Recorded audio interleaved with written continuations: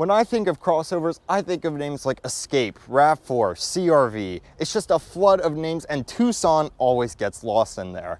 Maybe it's because the new Tucson looks like the old Santa Fe, but for some reason, this SUV just never comes to my mind when I think of them. Today, we're going to see if that's justified, if this deserves to be lost and forgotten, or if this is a shining star waiting to be discovered. We're going to look inside and out of this 2020 Hyundai Tucson. A big thanks to College Park Hyundai for letting us take a look at it, especially Collins. They're great folks, and their link will be in the description below. And a big thanks to you all for watching. If you like this video, consider subscribing so even more people can see it. Let's get into it.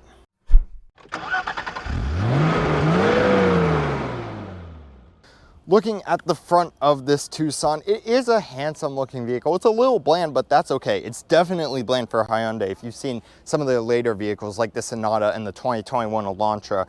But this keeps it nice and simple. You have these nice upside down checkmark LED daytime running lights, which just give a nice look with this sharp, aggressive grille right there. It's just a generally handsome looking front end. Let's see what the sides look like. The side of the vehicle, this is where it looks really similar to last generation Santa Fe's, but still it is good looking. It's starting to look a bit older though because it looks similar to those Santa Fe's, but that's not necessarily a bad thing because it still looks good. You have these really complex 18-inch alloy wheels right here on this SEL. There's a lot going on. Some spokes split off, some don't. It's a really nice look, I think, and it has a nice two-tone finish to it too. You have these colored mirrors right here. They are body colored, they are power of course, and you have your blind spot warning in there, which is really awesome. No LED turn signal indicator on the SEL. You do have your keyless entry. Just hit this button to lock or unlock when the key is in your pocket. And moving down the side, you just have some nice body lines going down the entire side of the vehicle. It is just a handsome look, even if it's a bit dated. Looking at the rear of the vehicle here, it is a really simple, clean look, especially in this white right here. You have your nice taillights. They actually look pretty good on this model. You do have your H-Track badge. This is the all-wheel drive model. We'll talk a bit more about that when we get to the powertrain. You do have the manual release here on this SEL model. Looking in the back, you're going to have about 31 cubic feet of space right here. An interesting note is that you will have a little plate down here which hides some extra storage and a spare wheel, but you're only allowed to put up to 130 pounds on it, or about 60 kilograms. So that's something to note. You don't want to put anything too heavy back here.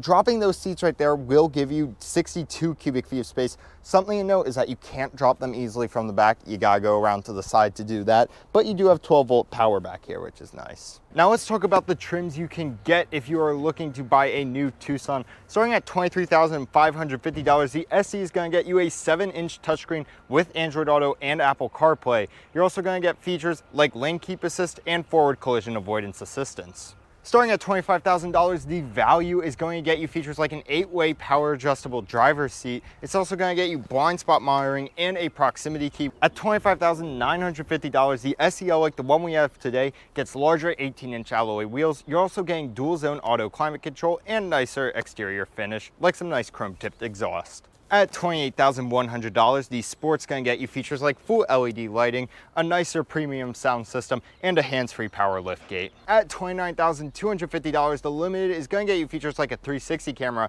This is also where you have to step up to if you want leather seats, and you're also going to get a heated steering wheel. The Ultimate trim starts at $31,900 and tops the range. We don't have an Ultimate trim with us today. However, it's going to get you features like pedestrian detection. It's going to get you radar cruise control with automatic stop and go, and it's going to get you a panoramic sunroof.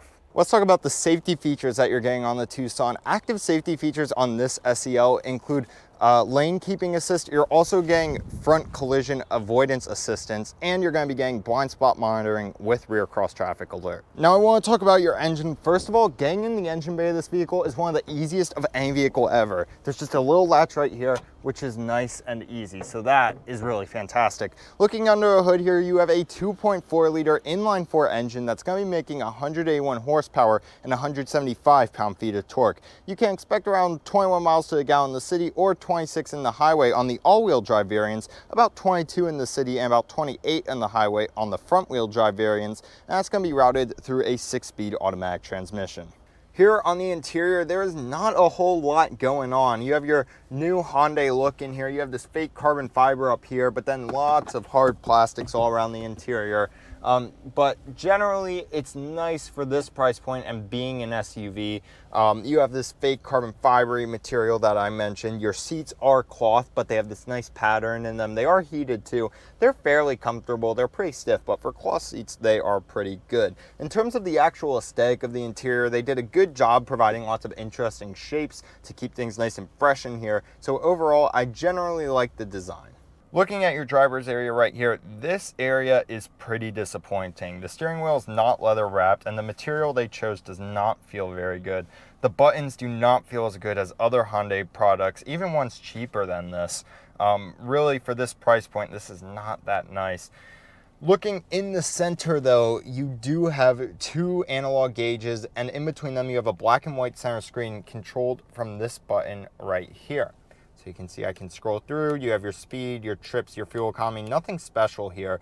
It's really just basic information. The competitors definitely have the Tucson beat in this area, like the Ford Escape and the RAV4 both come to mind. They really have knocked it out of the park in the center area. So generally, I feel like they've kind of forgotten about this vehicle because this area has not been updated in the way the center has.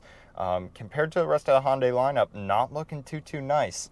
Looking out the window, you do have good visibility though. You have a nice thin A-pillar. You can definitely use this vehicle without having to worry about any forward blind spots or whatnot. Looking at your center infotainment right here, I love that it has the physical buttons flanking it on either side to easily navigate it, especially a physical home button. That is awesome. It is pretty snappy. You have a really nice home screen when you start up the vehicle with easy access. I really like the My Menu feature, which lets you customize which buttons show up. Really awesome. You do have Apple CarPlay and Android Auto in this vehicle. As you can see, it is nice and snappy once the vehicle gets started up. You have BlueLink, which is a Hyundai system for your phone to interact with your car by like turning your car on, locking it and whatnot. Cool features like that.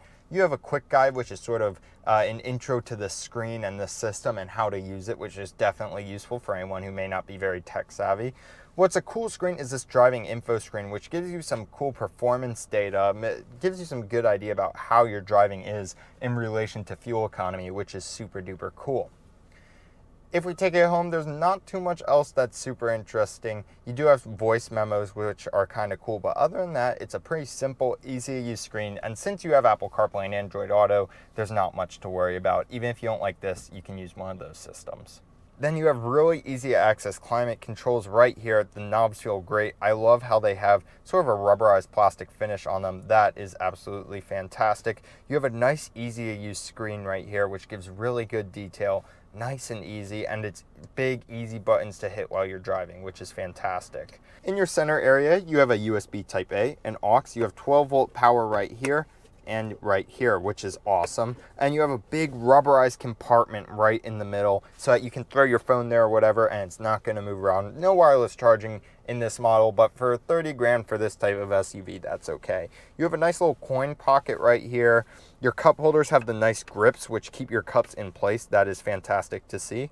I want to bring your attention to your shifter right here. It's got a nice leather boot. It feels all right here. I was recently in the Elantra and that felt better, honestly, in the material they've chosen right here. But it does feel good to shift. You do have your manual shiftability, up for up, down for down. So I do prefer when it's down for up for down, but that's just a personal preference. And then from back there, you have a lot of your driving controls. You have your hill descent control, your drive modes, and an electronic parking brake. Auto hold, for those of you that don't know, is basically when the vehicle uses the brakes to prevent automatic creep. Your center console is pretty small. Opening it up, you have a little plastic tray right there. Not much in there. You don't really have any power or anything in there. Just sort of a little storage bin.